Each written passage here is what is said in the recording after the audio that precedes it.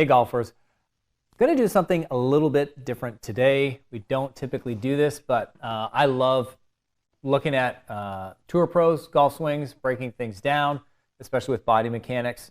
So today I would love to share with you some variations of a drill that can be very, very useful for golfers of all levels to help them kind of build a foundation for their swing or to get their swing back on track if it seems to be off the rails. So this could be from a beginner to a professional.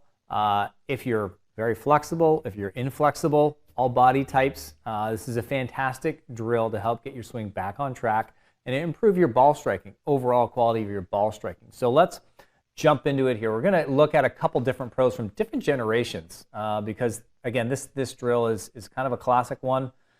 Goes back a long way. All right, so here we see number 2 in the world currently, or number 3 in the world, Jon Rahm.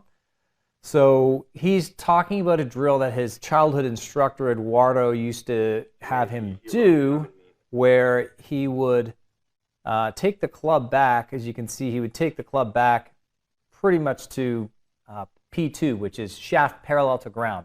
Very abbreviated, kind of a half, not even maybe a quarter backswing. And from there, he would have Jon fire through as hard as he could. So you can see that from there, he said he would swing as hard as he could. So he's essentially getting a less than half backswing and full follow through. So again, you see that from here. Very compact motion, but full follow through. So that was a drill he would hit balls with. And his childhood instructor, Eduardo, in Spain, did this for a couple reasons. One, Jon was born with a club foot on his trail side, so his right foot did not have a lot of mobility in his ankle. So he couldn't necessarily fully load into that and rotate. His ankle had very limited rotation, so there was a limited amount of movement that could be had between the foot and the ground there. So, and two, he hit a growth spurt really early. Okay, by the time he was 13, he was 6'2", so grew really fast and was hitting it all over the place. So his instructor said, you've got plenty of speed, let's shorten things up, have a more compact backswing, and then fire through the ball with your hips as hard as you could. So what this drill taught him was to get his lower body moving in the swing in the right sequence. So I'm going to go back to his full face-on drive. You can see this from face-on now, his driver swing. As we go into this, really, really cool to see here. So we can see as he moves basically the club back along the ground nice and low, he's already loaded into his right side here, into his trail side. His hips are starting to rotate. You may not look like there's a lot, like he's look like he's 50-50, but he's definitely loading. By the time his hands get outside his trail leg, he's really loaded into his trail side. And again, this is essentially his drill would take him to about there with irons and with driver, and then he would have to fire from there. So his actual swing is not going to get that much further. It's going to get to his arm about parallel to the ground or just past parallel to the ground with his arm, and he's going to start to load. Right there, his arm's just past parallel, and he's going to laterally bump into his lead hip. And again, the arm's not really moving much higher. He's just starting to stretch. He's starting to open that lead hip up. So you can see the lower body really starting to unwind here, and that arm is just past parallel to ground. It's probably at 10 o'clock position with his lead hand at 10 o'clock if parallel to ground is 9 o'clock.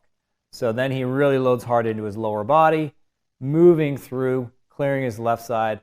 So this is what's called downloading the shaft. He gets a ton of download in the shaft here when at the top of his halfway into his backswing, there's almost no hinge at the wrist here. He's all just turning with arms and chest.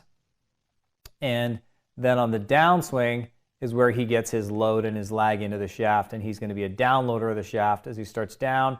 This is where he increases this angle here between his lead forearm and the shaft and really explodes into impact, turns his body through hard. So now, not all of us are built like Jon Rahm. We can't all move necessarily the same way. So let's look at somebody of different size, different stature. Let's go back a few generations to Ben Hogan. okay, one of the best swingers of all time. And the Hogan drill was similar to Jon Rahm's, except instead of him following through all the way, Ben Hogan would basically swing it, under shoulder height for the whole swing. So essentially waist high to waist high. This is just on a loop. This is old footage. It's hard to find a lot of really clear footage, but this is Hogan. Really, he's getting that arm parallel to the ground, and then again, he's going to fire his lower body through, and his arms and body are moving through in sync. So really, really fantastic drills. So this one was I remember reading this for the first time in Hogan's 5 Lessons book, published in 1957. So it goes way, way, way back. I actually have a first edition copy at home. It's one of my favorite books. And this is a fantastic drill that you can do to just get a feel for how to actually get your arms and body in sync in the swing. If you're enjoying this video and finding it helpful, I would highly recommend you check out our brand new P4S Golf app. You can take our quiz that will give you a custom plan based on your results.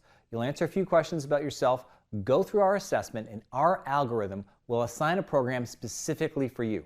This app is the first in the world where you can have the choice between short exercise demos or full-length follow-along workouts. There's no stock videos.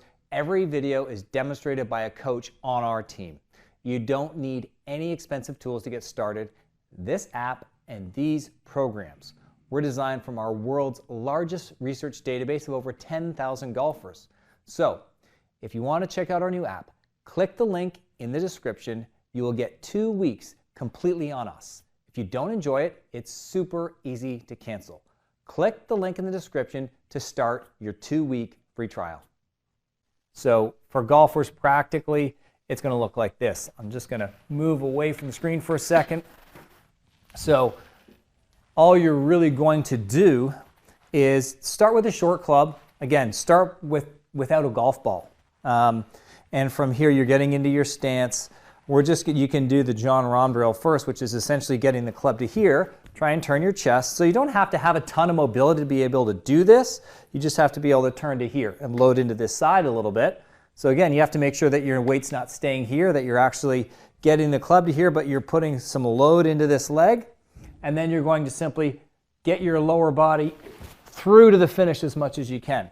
So eventually, you're going to go from here to here as much as possible, swinging, maybe brushing the turf. You could even draw a line on the turf, trying to get where the ball position would be, to try and get your divot or where you're brushing the ground after the ball, slightly after the ball. So just from here to here. It's going to force you to clear this hip. You can start a little slower, okay, and gradually build up speed, but it's essentially a quarter of a backswing, full follow through. Forcing you, that'll give you a feel for what it's like to get onto your lead side and get your hips moving towards the target in the downswing. The Hogan drill is going to be where your arms and legs are more connected. So I'm getting my arms and legs together and I'm swinging from here to here. So it's a waist high to waist high swing, and the arms and chest are connected together in the follow through. So this one, again, you could start without a ball, learning to brush the turf, maybe clipping a low tee out of the ground, and then put a ball on the turf. But if you can get really good from here through impact, okay, and learn to get your lower body moving in the downswing and the backswing, loading and unloading beneath shoulder height, and you can get consistent impact there. Another great thing that you can do is just either put some foot spray on the club face or put some impact tape on there while you're practicing. Will give you really good feedback, because why would you lengthen your swing and take a full swing if you're having trouble getting consistent contact on the middle of the face from here to here? Why would you practice your full swing if you can't make good contact between here and here right through impact? So that's really, really basic stuff. I'm sure you've heard all this before, but it's been validated by professionals on the tour since the 30s, 40s, 50s, okay? The same things apply. you, the golfer, have to take the information and dig it out of the dirt. Start to put the work in on the things that matter. If you can get really good between, waist high and waist high through impact and learn what you have to do with your body, it doesn't take a ton of mobility to swing from here to here. And then as you get more flexible, again, you can maybe work on the Jon Rahm drill where you're here all the way through to a full finish. But start from here to here, gradually build up speed. If you actually put half your practice time into doing that, I guarantee your swing will start to become way more consistent. You're going to compress the ball. You're going to have more forward shaft lean, and you're going to start de-lofting the face at impact and compressing the ball a lot more. You're going to start hitting a lot more greens, having a lot more fun on the golf course. Hope you guys found this kind of breakdown from the tour swings to your game really, really helpful. So hit the like and give us a subscribe. We'd love to hear from you.